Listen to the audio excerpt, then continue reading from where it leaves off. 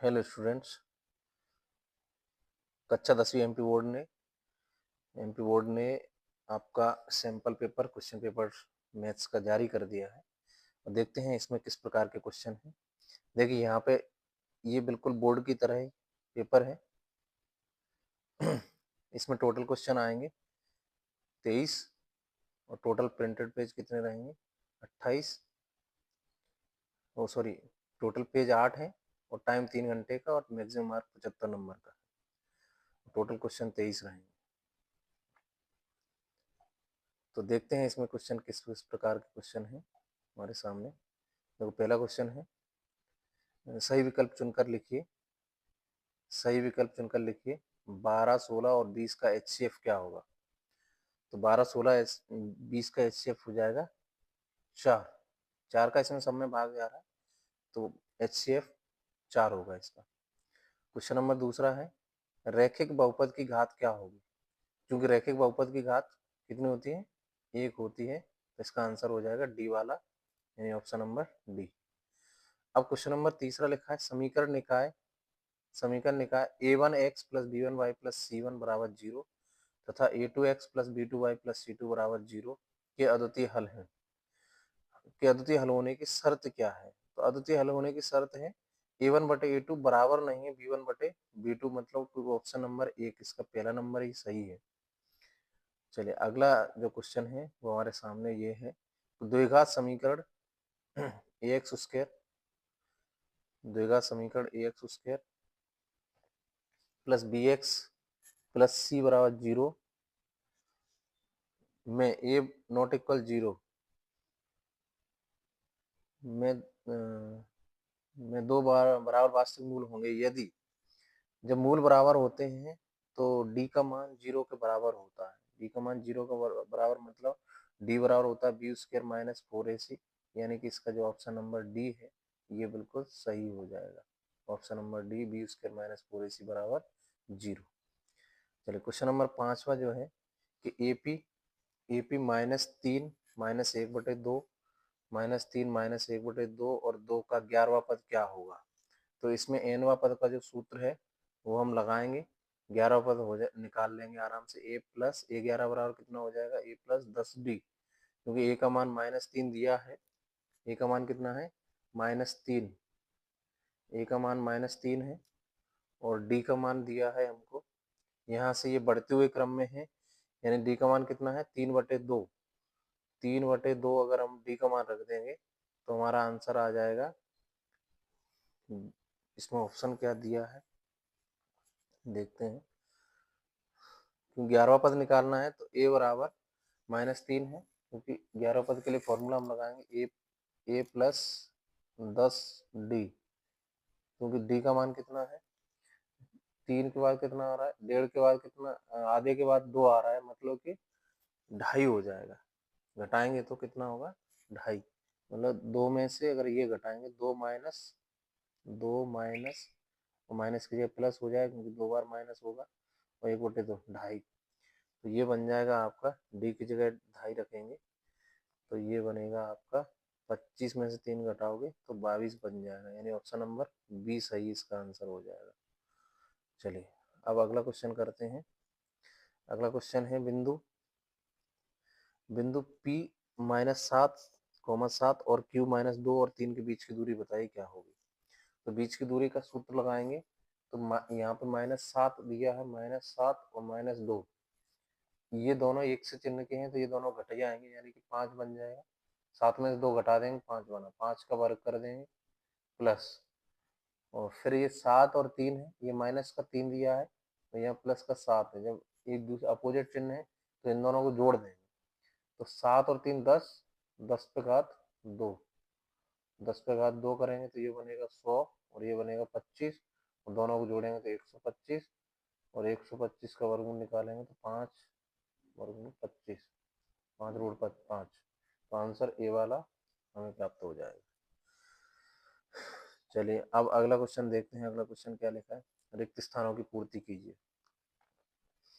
तो रिक्त स्थानों की पूर्ति करेंगे, द्विघात समीकरण ax square plus bx plus c बराबर 0, a बराबर ये बराबर इज नॉट इक्वल 0 है, तो डी वियुक्तिकर क्या होगा? वियुक्तिकर का सूत्र होता है बी स्क्वायर माइनस 4ac, तो इसमें लिखा जाएगा बी स्क्वायर माइनस 4ac, पहले वाले पार्ट में बी स्क्वायर माइनस 4ac, यहाँ पे बी स्क्वायर माइनस 4ac ये होगा। एपी के प्रथम n पदों का योग क्या होता है? n पदों का योग n बटे दो n बटे दो 2a plus n minus 1 into D, ये होता है n पदों का योग। सभी व्रत समरूप होते हैं। सभी व्रत कैसे होते हैं? समरूप। तो सभी व्रत समरूप होते हैं, ये लिख दिया है। व्रत तथा उसकी स्पर्श रेखा के उभयनिष्ठ बिंदु को क्या कहते हैं? व्रत तथा उसकी स्पर्श रेखा के उभयनिष्ठ बिंदु को स्पर्श बिंदु कहते हैं। स्पर्श बिंदु, ठीक है। अगला जो क्वेश्चन है, किसी प्रयोग की सभी प्रारंभिक घटनाओं की प्रायिकताओं का योग 1 होता है।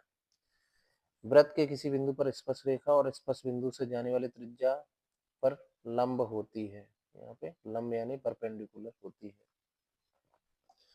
चलिए अगला क्वेश्चन है सही जोड़ियां, और सही जोड़ियां हमारे सामने है। अर्धगोले का वक्र पृष्ठीय क्षेत्रफल, अर्धगोले का वक्र पृष्ठीय क्षेत्रफल, क्योंकि गोले का वक्र पृष्ठीय क्षेत्रफल होता है 4 पाई आर स्क्वायर, तो अर्धगोले का कितना होगा? 2 पाई आर स्क्वायर। तो इसमें 2 pi r square option number E में है, ऑप्शन नंबर ई, ये वाले ऑप्शन नंबर ई में 2 पाई आर स्क्वायर है। तो अर्धगोले का ये हो जाएगा ई वाला, पहले का ई वाला ऑप्शन। बेलन का वक्र पृष्ठीय क्षेत्रफल, क्योंकि बेलन का वक्र पृष्ठीय क्षेत्रफल 2 पाई आर एच होता है, तो इसका मतलब दूसरे का आंसर होगा डी वाला।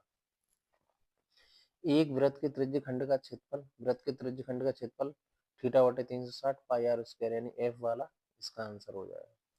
कॉट ए का उल्टा 1 बटे tan ए होता है, यानी इस बार चौथे नंबर का आंसर सी होगा। कोसेक स्क्वायर ए होता है 1 प्लस कॉट स्क्वायर ए के बराबर, यानी पांचवें नंबर का बी। और एक आखिरी बचा साइन 0 का मान 0 होता है। तो इस प्रकार से हमने ये जोड़ियां भी कर ली हैं।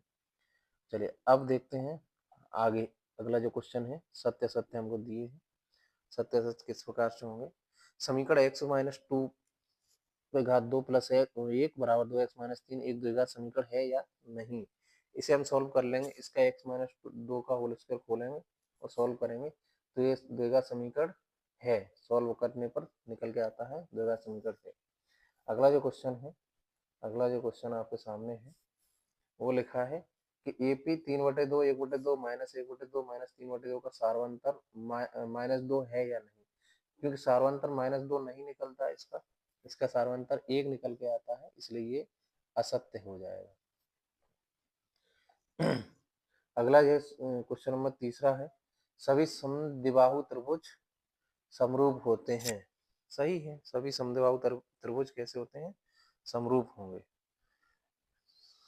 अगला जो क्वेश्चन नंबर 4 है, बिंदुओं ए 3-1 और बिंदु ए 3, -1 और बी 6, 4 का मध्य बिंदु 9, 3 है।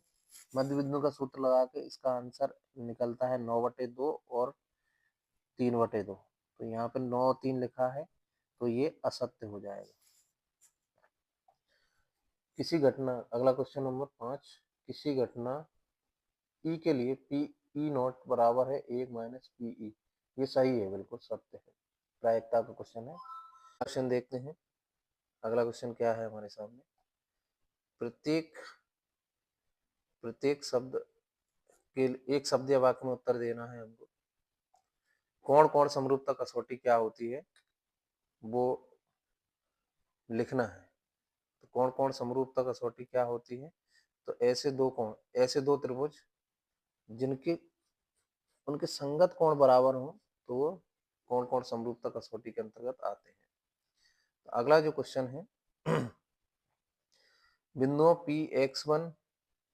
P(x1)(y1) और Q(x2)(y2) के बीच की दूरी, क्योंकि बीच की दूरी का जो सूत्र होता है वो हमें पता है कि x2 माइनस x1 का वर्ग प्लस y2 माइनस y1 का वर्ग होता है।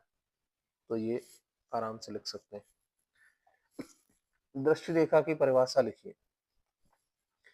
किसी वस्तु और आंख के बीच बनी काल्पनिक रेखा को दृष्टि रेखा कहते हैं।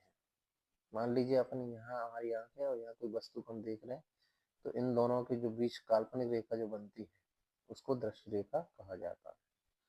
क्वेश्चन अगला है, वृत्त के त्रिज्यखंड के चाप की लंबाई का सूत्र। क्योंकि चाप की लंबाई का सूत्र क्या होता है, जैसे ये वृत्त है, मान लीजिए यहाँ पे कोई त्रिज्यखंड बन रहा है, तो इस चाप की लंबाई क्या होगी, तो ये होती है थीटा बटे 360 और गुणा 2 पाई आर।